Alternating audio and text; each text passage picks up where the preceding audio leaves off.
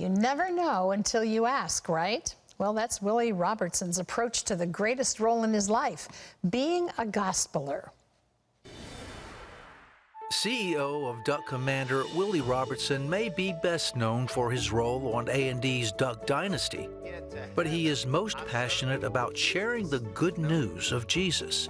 He says in a world that is desperately searching for the truth, it's a message everyone needs to hear.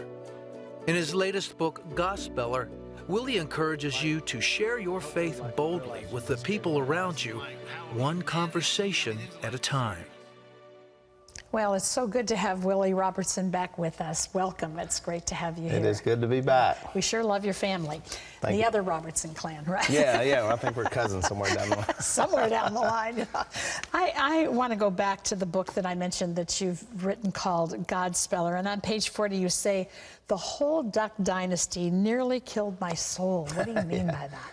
Yeah, I wanted to get that out there because I feel like that was one of the main things that stops us from sharing our faith is when we fall short and we really blow it. And so I really tied that section's called broke propeller. And so my propeller was broken, and I really called up Peter and his story. And so I try to marry these stories from the New Testament to the stories in our own lives. And so, Peter, denies knowing Jesus, and I think he went back to that Sea of Galilee and was like, done. I think he was like, I guess I blew it, done. And I think a lot of us feel that. Even writing this book, I had to contemplate and go like, am I the one to write something like this, And so, and because it did, I mean, Duck Dynasty there was a lot of stuff going on and a lot, I talk about how we slowly move away our fire that's burning, raging fire that we have in our soul, and it might have gotten down to like coals, and it's still there. It's just that, I don't think we wake up saying, hey, I think I'm going to drift off path, but little by little you look up and you're like, oh, what am I doing? You don't even realize it's happened. I mean, you all were so popular so fast, and you had so much come at you. I mean, all the things I'm reading today about our faith talk about being still, being quiet, finding those spaces with Jesus, and life wants to rob us of that. And so you experienced that with opportunity. There's power that comes along with that, financial gain that comes along with that. It's kind of the name of success. How did you then reignite the flame of faith in your life? Yeah, and there's no playbook for that. You know what I'm saying? It's not like there's not a lot of people to call. Most of my friends, had never experienced this, and at that rate. And so, and what's interesting, a lot of them are good things. They're positive things, but they just start, pulling you apart, and then you start making bad decisions. And so, I definitely wanted to lay that out. But well, for me, it was like once I realized, man, I'm not on mission. It seems like my mission's gotten a little off, and I felt like there were so many people, and I felt like God was giving this to me, saying, I need you to get something out for me. And so this is part of the whole Duck Dynasty. This is part of the platform. This is part of where I'd been trained. And I went back to the one thing I really knew, that I've done more than television and more than duck calls and more than business or anything, even more than the family and my children, all the way back to when I was a kid and sharing my faith with others, and just wanted to put that out, put that down. Willie, that's really the mandate we were all left with by Jesus, is to share our faith, to multiply that faith to others. The book is called Gospeler. Explain what that means and where you got that from. I love the way you titled every chapter.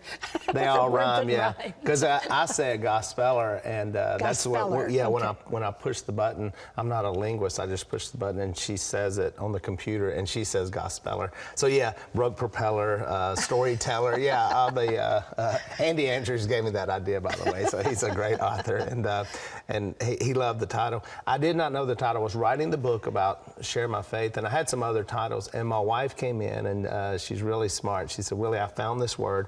It's a real word. Like, it used to be very commonplace. Like you didn't make it up. No, I didn't make it up. It's a real word. And they were known gospelers, and not necessarily pastoral. This was more just like common folk who were known for sharing their faith, sharing the gospel.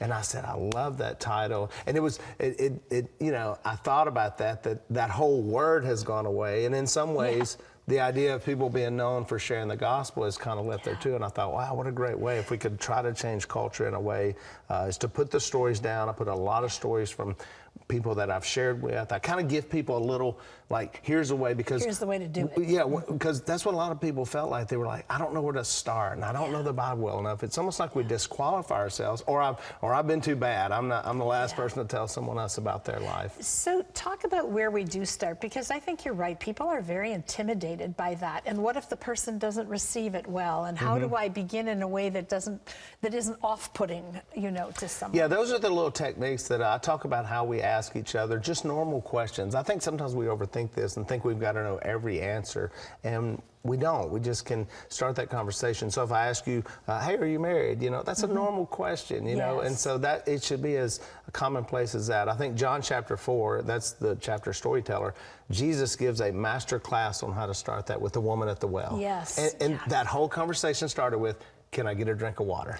And so I'm like, if you can ask someone for a drink of water, then you can share your faith. And that story ends with the whole village coming to know Jesus. So she was one of the first gospelers, and in this awkward conversation that they had. And so I go through all that on just look at how Jesus did it, and we can do the same thing with our friends. And it's not always strangers either. You know, we can start with our parents and our kids and our aunts and uncles. You know, there's people at home, I think, that never even really hear the gospel. And it's amazing how many people really don't even know what it is or don't know the response to it. And so sometimes you're also a seed planter. You're not the one who sees the finished product. You're the one who helps someone on the journey too. You plant the seed, some people come along and water. And so, I put all those scriptures in there. And I think having a knowledge of the scripture is important. And that's one of the first things is you've got to love to study, because I want to read those stories. I want to read, what did they say? What happened when Jesus left? And Jesus, you know, his great commission, you know, was make disciples, baptize people, and teach people. And I find that there's a lot of Christians that are nowhere near those three. You know, they're not even near those three. And even in Christendom, there are a lot of people who stop at the baptism point. You know, they've said the prayer, they've done the baptism, but the making disciples, that's an ongoing journey. I said a lot of people may not have heard that that's part of the deal, is to continue to go share your faith. And I make the case, what if it's the whole deal? You know, the whole deal is now about you, because it certainly seemed like those disciples really just lived their life on one mission, going back to that Great Commission. And I think we think of those people as like super duper religious people, but in Acts chapter 4, two of those ones, they were viewed by their friends around them as ordinary and unschooled people. And there's a lot of us who feel like we're ordinary and unschooled. We're all included. I think but I think the church thinks, oh, isn't that what the pastor's supposed to do? Or isn't that what, you know, the leadership? And they disqualify themselves from. I think if the church can go out there and share their faith where they work, with their families, when that starts happening, we will see true revival, because it'll start spreading, right? Not just waiting till we get to a church building, or a lot of this stuff happens on Thursday nights and Saturday mornings. You know, it's where we are and where we're actually talking to people. You know, where these conversations are happening. Yeah, sometimes on the bus, in the elevator, on the everywhere. You're right.